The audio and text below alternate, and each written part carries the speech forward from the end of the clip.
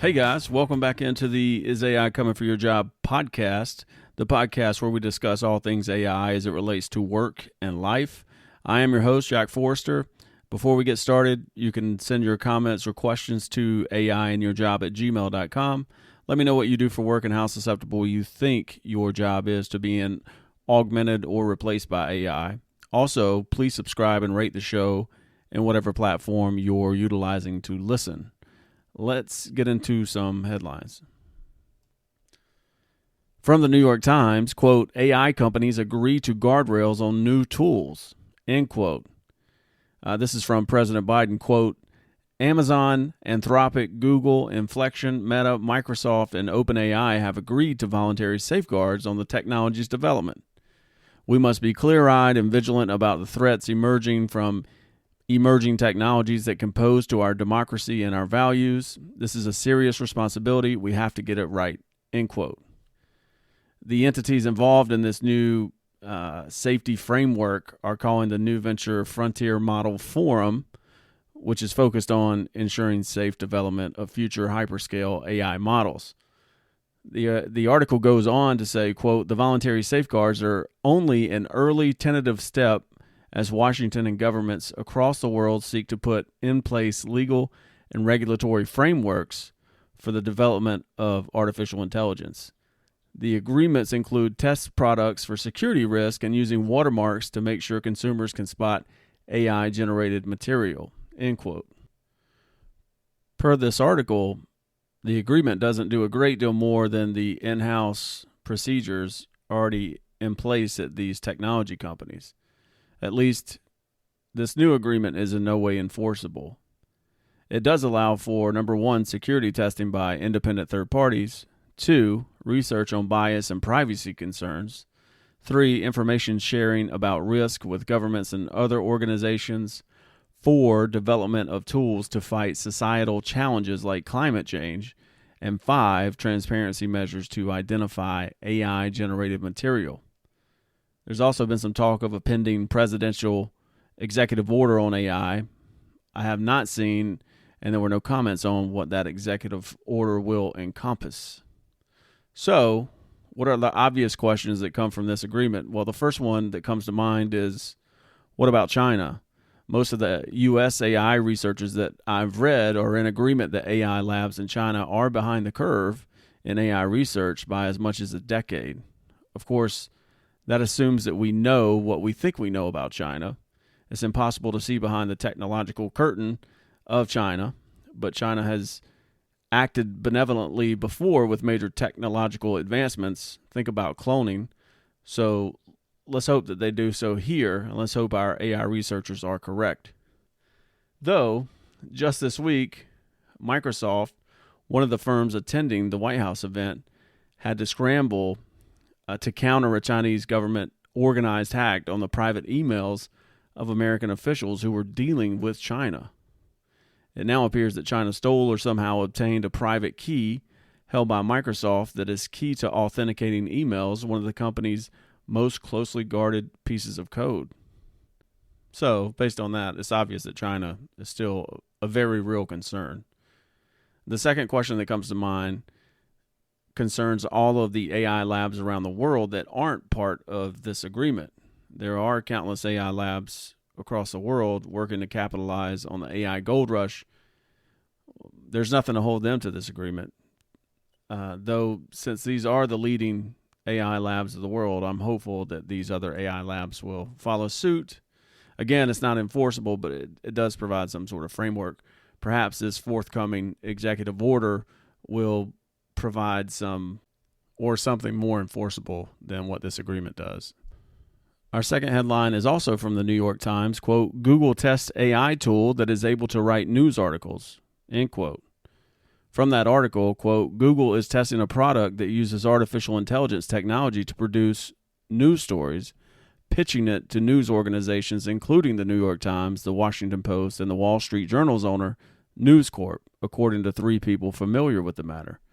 The tool, known internally by the working title, Genesis, can take in information, details of current events, for example, and generate news content. the people said, speaking on the condition of anonymity, end quote.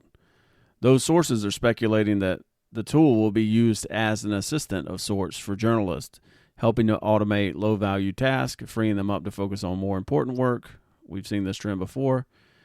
Google also sees the tool as a responsible technology that could help steer the publishing industry away from the pitfalls of generative AI. So it's not exactly clear what type of AI this is, but based on that comment, it appears that it's not generative AI. From that article, also, quote, some of the executives who saw Google's pitch described it as unsettling, asking not to be identified discussing a confidential matter. Two people said it seemed to take for granted the effort that went into producing accurate and artful news stories, end quote. A Google spokeswoman said in a statement that Google was looking to partner with news publishers only to help explore ideas for potentially providing AI tools which could assist journalists with their work. Quote, quite simply, these tools are not intended to and cannot replace the essential role journalists have in reporting, creating, and fact-checking their articles. Instead, they could provide options for headlines and other writing styles, end quote. Well, these tools are not intended to and cannot replace the essential role of journalists, at least not yet. This seems like a major first step. To be clear, though, it didn't say that any of these news organizations opted to buy into the technology, as the technology is still being refined. But it should send a chill up the spine of journalists everywhere that this technology is coming. Once implemented and journalists become more efficient, how long will it be until we need less journalists? As we've talked about before, increased efficiencies will only naturally lead to a smaller headcount or less journalists.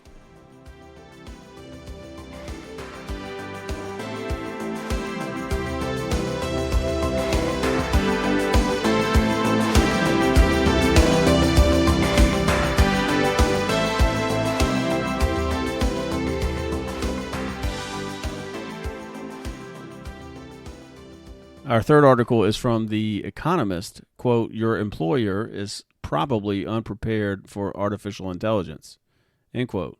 From the article, quote, speculation about the consequences of AI for jobs, productivity, and quality of life is at a fever pitch. The technology is awe-inspiring, and yet AI's economic impact will be muted unless millions of firms beyond tech centers like Silicon Valley adopt it. That would mean far more than using the occasional chatbot. Instead, it would involve the full-scale reorganization of businesses as well as their in-house data, end quote. So this is a point that Kai-Fu Lee made in his book, AI Superpowers. Labor markets will be severely impacted by AI, but how quickly will depend on how fast companies can implement such a technology in their technological ecosystem. If you work in corporate America and have ever been part of a digitalization or technological modernization effort, you know that it takes time. My company, for instance, has been deploying a software for over 2 years, region by region, and we expect it will take another 2 years before it's complete. So maybe this cumbersome process will help white-collar workers work longer than they would have been able to otherwise. Our fourth headline comes from the New York Times, quote, not for machines to harvest, data revolts break out against AI, end quote. From that article, quote, fed up with AI companies consuming online content without consent, fan fiction writers, actors, and social media companies are among those rebelling, end quote. So in our last show, we talked about comedian Sarah Silverman and 2 lesser-known authors suing OpenAI for training OpenAI's models on copyrighted content. It looks like that was the start of something bigger. This article highlights an author of fan fiction, which is really diving down deep into a subculture on the internet. If fan fiction writers are uniting with larger outlets against the AI companies, what will become of their action, if anything? I said last time, I don't know what AI companies, if they can untrain their large language models to exclude content that's protected. I've looked and haven't found a good answer for that yet. It stands to reason that these folks have a case against the AI companies, as these large language models are trained on accessible data on the web. So Wikipedia, Reddit, you name it. If there's protected content there, chances are it's being used in these large language models. From the article, quote, in a statement, OpenAI said ChatGPT was trained on licensed content, publicly available content, and content created by human AI trainers. We respect the rights of creators and authors and look forward to continuing to work with them to protect their interests, a spokesman said. Even still, it looks as though the legal teams at OpenAI and other AI firms will be busy for the foreseeable future. Another noteworthy example is Getty Images. If you don't know Getty Images, chances are you've seen the name. Getty Images provides stock photos and videos, and those were used to train Stability AI's models, which creates images from text. There's more, which brings us to our next article. The fifth headline is from Forbes. Top news publishers are reportedly planning to sue AI firms. From the article, quote, several major U.S. and international publishers are joining forces as part of an effort to sue major artificial intelligence companies for using their content to train their generative AI models and seek new rules that govern such actions, end quote. Among the heavy hitters are the New York Times and News Corp, which owns the Wall Street Journal. From the article, quote, publishers' primary concern is reportedly how AI will impact traffic to their websites from Google searches, as the AI chatbots may simply scrape that data from their pages and serve it to the user without attribution or links, end quote. So this is a bit of a different scenario. While there is a concern that these large language models are being trained on news articles from the past 2 centuries, another major concern is clicks. The economy of the internet, of course, runs on clicks, and these publishers are concerned that if a user is using ChatGPT and has a question, and within the answer provided by ChatGPT there's language that ultimately originated from one of these major publishers, they want credit for it. They want a link to the article in question, or at least a reference to it. I mean, that seems almost petty, but it's hard to argue with that, and that's a consideration I hadn't even made. It appears that not all publishers are concerned. From the article earlier this month, the Associated Press appears to buck concerns about AI's impact on the news media by inking a deal with ChatGPT's creator, OpenAI, to license an archive of news stories. As part of the deal, the news agency's text archive will be made accessible to OpenAI, while the Associated Press will tap into the tech company's technology and product expertise, end quote.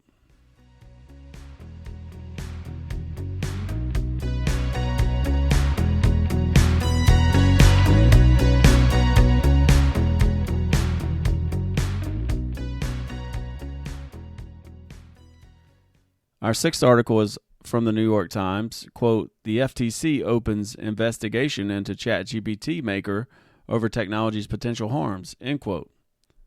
From the article, quote, the Federal Trade Commission has opened an investigation into OpenAI over whether the chatbot has harmed consumers through its collection of data and its publication of false information on individuals. In a 20-page letter sent to the company, the agency said it was also looking into OpenAI security practices. The letter cited specific concerns about how its models are trained, how private or personal data is treated, and said the company should provide the agency with documents and details, end quote. Also from the article, the FTC investigation poses the first major U.S. regulatory threat to OpenAI and signals that the technology may increasingly come under scrutiny as people, business, and governments use more AI-powered products. It's good to see some movement from a government entity as it relates to AI governance. Up until this point, governance has fallen strictly to the technology companies or self-governance. As much as I want to believe they're benevolent, and some government oversight in the short term is a start. For our final headline from Forbes, quote, AI chatbots are the new job interviewers, end quote. From the article, quote, chatbots are increasingly being used by companies to interview and screen job applicants, often for blue-collar jobs. But like other algorithmic hiring tools before them, experts and job applicants worry these tools could be biased, end quote. The article highlights a lady who was trying to apply to a fast food job, and there were a number of glitches within the process. For instance, she showed up for an interview at one of the restaurants she applied to, and no one knew she was coming. From the article, quote, most hiring chatbots are not as advanced or elaborate as contemporary conversational chatbots like ChatGPT. They've primarily been used to screen for jobs that have a high volume of applicants, cashiers, warehouse associates, and customer service associates. They are rudimentary and ask fairly straightforward questions like, do you know how to use a forklift? Or are you able to work weekends? But these bots can be buggy, and there isn't always a human to turn to when something goes wrong.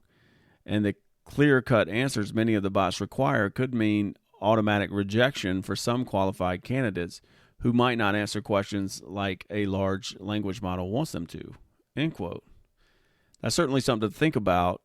If these systems can't account for ambiguity in answers from people, then the system is sure to overlook some. Bias is another concern, and it's beginning to be a recurring theme on this show. Bias and ambiguity aside, tons of money is being thrown at this technology for recruiting, and it will improve and be implemented at scale in the coming years. It's hard to know what sort of impact this will have on HR workers, but as we know from previous discussions, human resources ranks high amongst those jobs that will be heavily impacted by AI.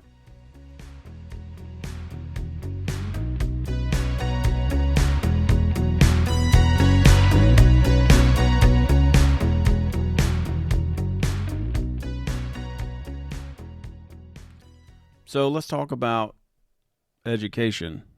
How will AI impact it? Well, it's already impacting it. We highlighted some stories months ago about the use of ChatGPT across high schools and college campuses. Administrators are trying to understand how to operate in the world of AI. Should students be able to use large language models to help with their assignments?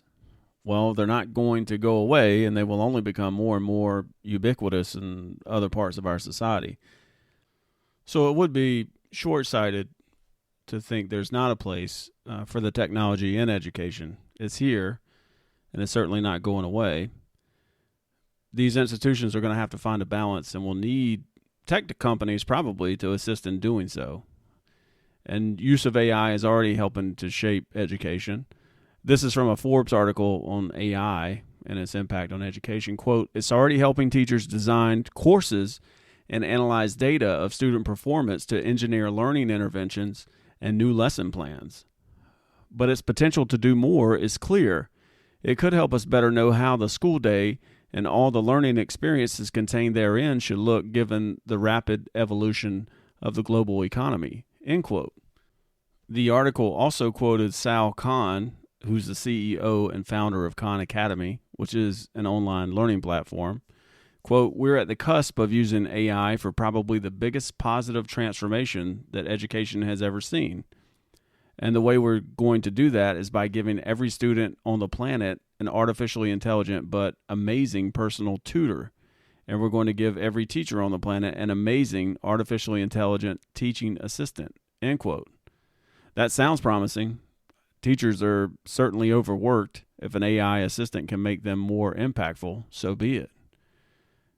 And for kids to grow up through childhood with a personal AI, maybe we shouldn't rush into that just yet. I don't know, but I think we should put some thought into it before we make our kids completely reliant on technology from a technology firm. I certainly think that AI will help children, giving each student its own personal tutor, but what are the unintended consequences of that? And also, while we're here, we should probably recognize that our education system is problematic, especially as it relates to higher education. Higher education costs outpace all other major costs in life, and returns are increasingly diminishing. As a result, generations of American adults are entering retirement still carrying student loan debt with them. Is the answer canceling student loan debt? Probably not. But the problem needs to be addressed at the source because the current model is not sustainable. And if the costs aren't enough of a problem, the perception around higher education certainly is. As a millennial, the seriousness or gravitas that's been attached to going to college for the entirety of my life is an issue. The idea of making it in life has been synonymous with going to college. Popular culture for the past several decades is saturated with this theme. I was watching a hugely popular show from the early 2000s recently, and that theme of going to college is the only way to make it out of this town was prevalent throughout the show. I would say most millennials have been hit over the head with that their entire lives. And to be fair, for many folks, it is a way to a better life. But what kind of message does that send to kids who don't go to college? We've certainly seen the effects of it with the shortages in the trades, which may be a direct contributor of that way of thinking. But you can certainly have a very good life without going to college. So this whole line of thought needs to change. And there are folks out there like Mike Rowe and the Mike Rowe Foundation beating this drum. And hopefully the messaging changes. But I did want to point out a comment from Max Tegmark, who I've talked about before on the show. He's an AI researcher at MIT. He's well thought of in the field and has tremendous insights as to what's coming. He was on the Lex Friedman podcast many months ago, and here's what he had to say. Quote, "I feel our education system right now is completely obsoleted by what's happening. You know, you put a kid in the first grade and you're envisioning they're going to come out of high school 12 years later, and you've already pre-planned now what they're going to learn. Clearly, with AI, you need to have much more opportunistic education systems that keep adapting itself very rapidly as society readapts. The skills that were really useful when the curriculum was written, how many of those skills are going to get you a job in 12 years?" End quote. He goes on to say that if he had a child nearing college age, he would be sure they thought long and hard about what they were going to study, as many fields will become obsolete in the near future. So what happens with education in the short term? Well, things will certainly have to change. Considerations will have to be made and are being made for both educators and students using AI in coursework. Once it becomes evident that professions are going to be upended, conversations about curriculum and majors will have to change. Students and parents will need to be very deliberate in their choices for fields of study. For instance, Max Tegmark said in that same conversation that while computer programming is viewed as a higher status field, it's all but subject to elimination. And he predicted that the market or demand for programmers will tank over the next 5 years as AIs will become much more adept. Programmers and corporations will require less and less humans to perform that work. Longer term, who's to say what's going to happen longer term? Once AI handles most, if not all, work, what will become of higher education? Will education be eliminated? Or will education center on liberal arts? I'd be okay with that, as the liberal arts certainly can round out a person. But if we take AI to its logical conclusion, there will essentially be no need or next to no need for the study of computer science, medicine, engineering, and on down the line, even into the liberal arts. Perhaps people will still choose to study in those fields even without the prospect of work in those fields. I don't know. What is certain is that education is going to change along with everything else. There's also the argument to be made that being dependent on AI may just make us dumber. Technology integration seems obvious for education and learning, but if students are leaning on the technology too much, how much are they learning? We've got a world of information at our fingertips, and somehow, even without checking, I would bet our collective intellect has declined with the rise of the smartphone. It's just a hunch, but I'm guessing that probably that's because we use the technology for things that are not exactly educational. And before we end this discussion or talk on education, I wanted to note there's some significant discourse going on over the future of the teaching profession and teachers. Will the teaching profession endure? Both ends of this argument are present online, and you can find them. But while I think AI can certainly teach your child in some cases more effectively than a teacher, I think we're a ways away from allowing our children to be developed solely by technologies. At least I hope we are.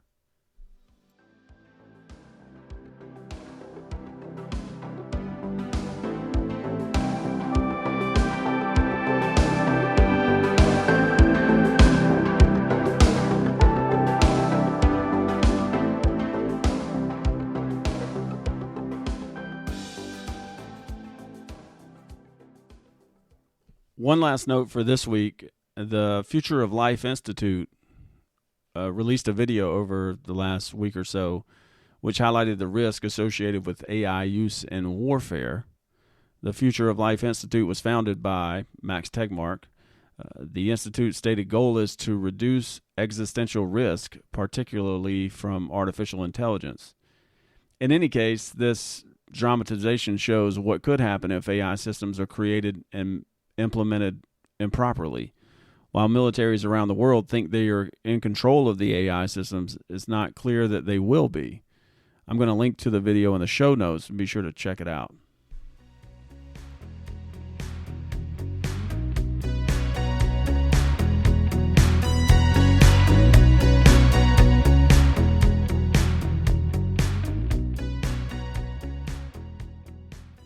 So that's it for this week. I think next time we're going to look at humanism, what it means to be human. I think those questions or questions like them are going to be asked a great deal in the coming years by all of us, especially